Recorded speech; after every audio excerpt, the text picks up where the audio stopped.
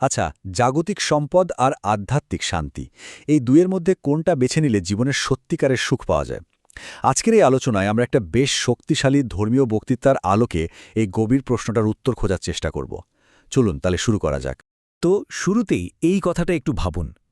বক্তা প্রথমেই মনে করিয়ে দিচ্ছেন যে সম্পদ জিনিসটা কতটা অস্থায়ী আর অনিশ্চিত।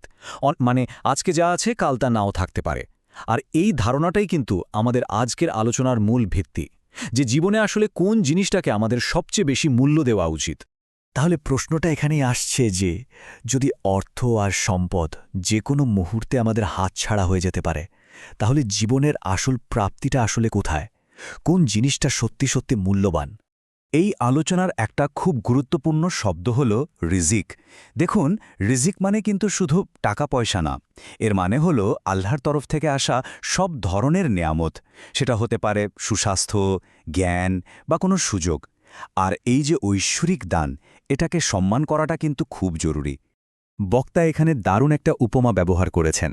তিনি বলছেন আল্লাহর দেয়া নেয়ামতগুলো অনেকটা আমাদের ঘরে আসা মেহমানের মতো।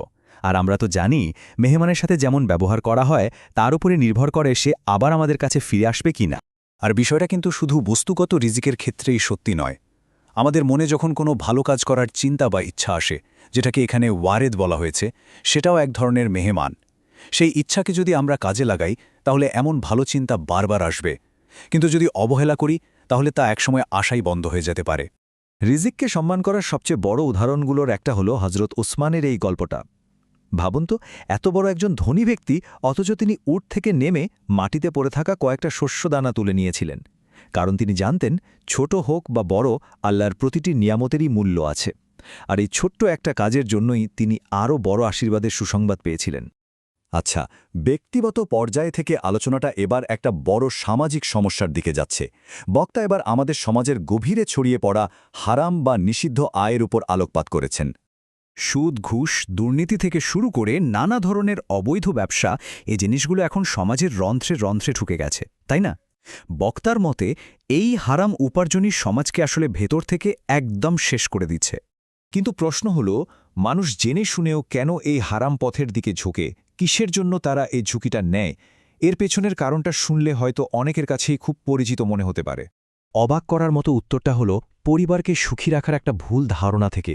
হ্যাঁ, প্রিয়জনদের একটা ভালো জীবন দেওয়ার ইচ্ছা, তাদের মুখে হাসি ফোটানোর আকাঙ্ক্ষা, এই মহৎ উদ্দেশ্যটাই অনেক সময় মানুষকে ভুল পথে নিয়ে যায়। বক্তা একটা খুব বাস্তব উদাহরণ টেনেছেন। মেয়ের বিয়ের সময় অনেক মা সুখকে কিভাবে সংজ্ঞায়িত করেন, সেটা শুনলেই ব্যাপারটা আরও পরিষ্কার হয়ে যাবে। প্রায়ই এমন কথা শোনা যায়, তাই না? একটা বড় বাড়ি বা আর্থিক সচ্ছলতাকে আমরা সুখের সমার্থক ধরে নিই, যেন একটা ৫তলা বাড়ি মেয়ের সারা জীবনের শান্তির একটা গ্যারান্টি। কিন্তু আসলেই কি তাই? এই প্রশ্নটা আমাদের ধারণার একেবারে মূলে আঘাত করে। যদি টাকা, বাড়ি, গাড়ি এগুলোই সুখের মাপকাঠি হতো, তাহলে পৃথিবীর সবচেয়ে ধনী দেশগুলোতে এত মানসিক অশান্তি, এত হতাশা আর আত্মহত্যার হার এত বেশি কেন? এটা তো এটাই প্রমাণ করে যে সুখের উৎস আসলে অন্য কোথাও। তবে শুধু সমস্যা নিয়ে এই কথা শেষ হয়নি, বরং সমাধানের পথও দেখানো হয়েছে। বক্তা কিছু খুবই স্পষ্ট এবং বাস্তবসম্মত পরামর্শ দিয়েছেন, যা আমাদের সঠিক পথটা বেছে নিতে সাহায্য করতে পারে। বক্তা এখানে পরিবারের স্ত্রীদের প্রতি একটি শক্তিশালী আহ্বান জানিয়েছেন। ভাবুন তো, একজন স্ত্রী যদি দৃঢ়ভাবে হারাম আয় প্রত্যাখ্যান করেন এবং তার স্বামীকে বলেন যে তোমার হালাল রুজির ডালভাতি আমার জন্য যথেষ্ট, তাহলে সেই পরিবারটা কিন্তু ভুল পথ থেকে ফিরে আসতে পারে। সমাজের এই হারাম চক্রটা ভাঙার জন্য তাদের ভূমিকাটা বিশাল। জীবনসঙ্গী বেছে নেওয়ার সময় সাধারণত দুটো পথ খোলা থাকে।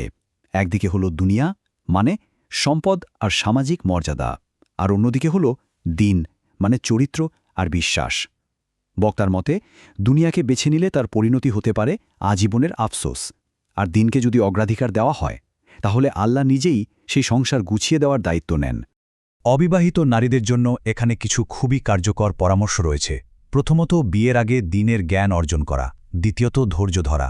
আর সবচেয়ে গুরুত্বপূর্ণ হল জীবনসঙ্গী হিসেবে এমন কাউকে বেছে নেওয়া যার কাছে জাগতিক সম্পদের চেয়ে বিশ্বাস বা দিনদারি অনেক বেশি মূল্যবান। সবশেষে বক্তা আমাদের বিশ্বাসের একটা পূর্ণাঙ্গ চিত্র দেখতে বলছেন। তিনি মনে করিয়ে দিচ্ছেন যে ধর্ম শুধু ব্যক্তিগত কিছু আচার অনুষ্ঠানের মধ্যেই সীমাবদ্ধ নয়।